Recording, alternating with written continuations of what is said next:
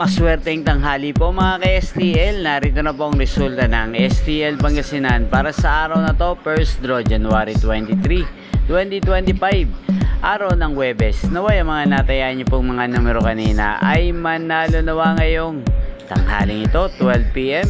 Kaya't kunin niyo na po ang inyong mga tickets. Narito na po ang resulta. Ang mga numerong nanalo sa STL Pangasinan ngayong tanghaling ito, January 23, 2025, 12 PM.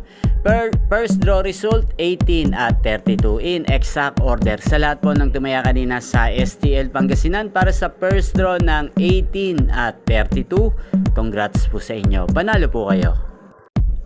At ngayong tanghaling ito sa STL Pangasinan, atin pong i-shoutout si Ate Oyet na laging nanonood sa channel na to. Shoutout po sa iyo, Ate Oyet.